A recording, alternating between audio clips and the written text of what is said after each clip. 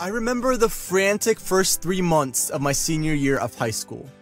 I was applying to dozens of colleges, mostly based on ratings, writing so many essays, and packaging myself into the perfect student using all of the so-called right things I did the past 3 years in preparation for this very moment.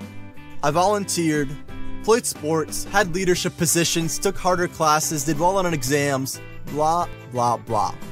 Like many of my peers, I jumped through all the hoops, with the goal of getting into a good college.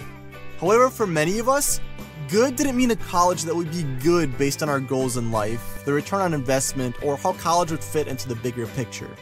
For most of us, good meant high rankings. It meant prestige.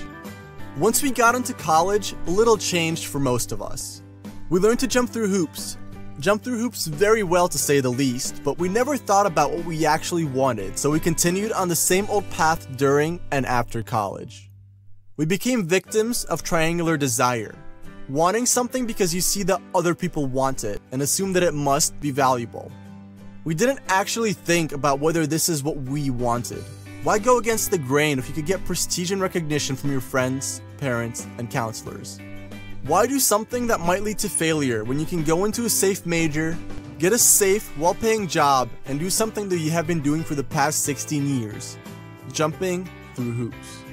There's a reason why so many students go into consulting, finance, or similar fields. The recruiting process is very similar to getting into college. They need to check certain boxes, jump through some hoops, and they don't actually have to decide what they're going to do with the gift and burden of freedom.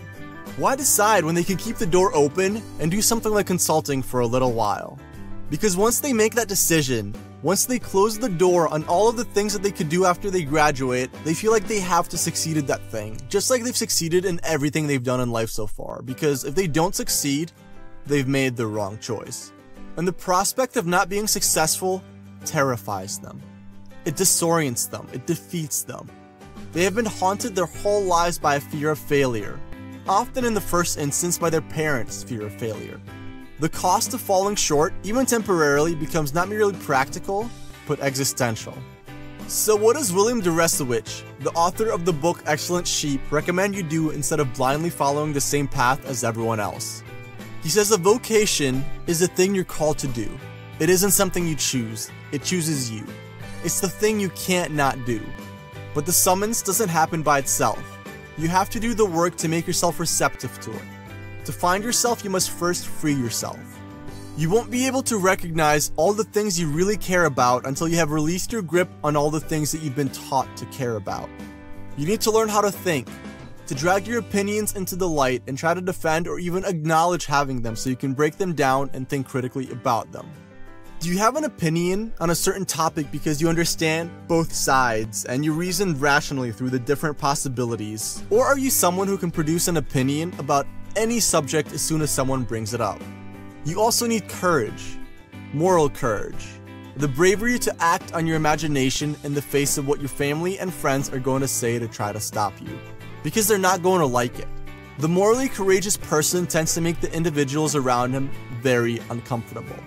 He doesn't fly about their ideas about the way the world is supposed to work, and he makes them insecure about the choices they themselves have made or failed to make. People don't mind being trapped as long as no one else is free, but stage a break and everyone else begins to panic.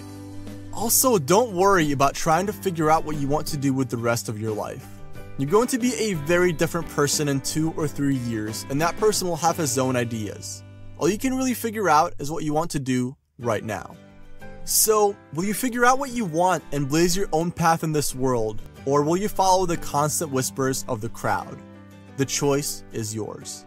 Please subscribe for more impactful and entertaining videos, and if you're already subscribed, thank you for joining me on this journey of self-improvement. Also, remember to leave a like to let me know what videos to create in the future, and comment below if you have any questions or comments. I will always do my best to respond to all of them.